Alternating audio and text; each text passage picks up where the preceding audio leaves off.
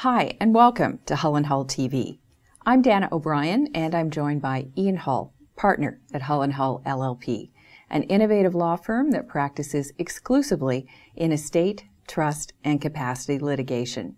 Here at Hull & Hull TV, we're exploring the issues around estate planning that affect you.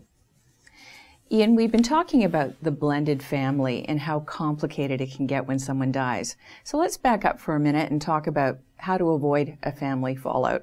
What's the best place to start?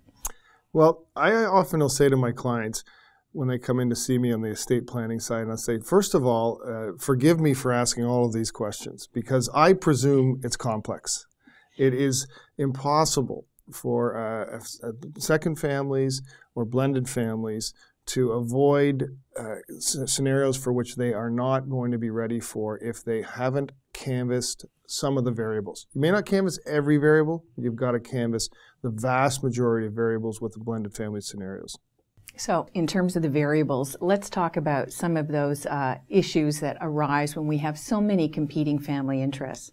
Well, you know, I think it comes back to the same old problem is that there are more problems and there's more difficulties to solve, but there's just the same pie. So we are dealing with the situation where you have first family expectations, whether they're older children typically, you have a second spouse expectations financially, and you have the emotional turmoil that ties it all together.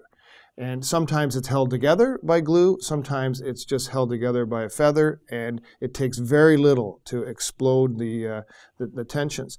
But one of the things I keep reminding my clients is that if we address the issues, or at least address what could be the issues early and often, it sometimes will help deflect the tension at the other end of the day.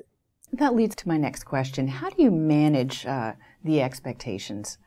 Well, I think as I come back to presume complex, so I make sure I've teased out what the issues are going to be so that I can start to manage them.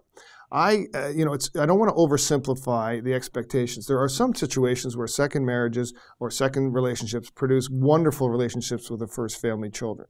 So don't presume there's tension there. I tease that issue out. I look at, even some more abstract issues. I make sure that I've addressed issues of adoption, or has there been in vitro fertilization, or have there been, situations where support has been an issue of some tension in the first marriage breakup. Is it going to be in the second? And can you address that now as opposed to getting the big shock and awe to the second wife who says, oh my gosh, I'm going to have to live on that kind of money? So I really don't see these issues as insurmountable, but they will be problematic if they're ignored. How effective is a family conference in heading off some of these issues? Well, it can be tremendously effective, and it can be, it's a situation where you want to walk delicately and make sure that you have done adequate preparation. Sometimes it's not even necessary, because if you've canvassed the issues and had people think them through, then, at the end of the day, there's only so much money that can go around, and the economics start to solve the problem. But a family meeting with good communication is also a really effective tool. In blended families, more couples are common law. So does that make things a little bit more tricky?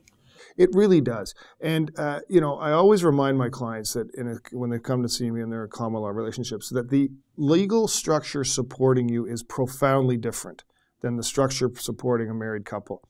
And that's just a decision our society has chosen to take. The courts will intercede and protect common law relationships, don't get me wrong, but they do not protect them as well or as efficiently as a married spouse. So I will remind them that there are claims that you can bring a dependent support claim. There are claims that now we call in the family law field joint family venture claims, constructive trust claims. All of these additional claims are add-on extra legal steps that will need to be taken by a common law spouse, which they might win, but they are much more complicated and much more expensive than the entrenched rights of a married spouse. So they need to be prepared. They really need to be prepared and be conscious of the fact that you do not want to hand over a legacy of financial turmoil to your surviving spouse, whether it be married or unmarried. Any other thoughts?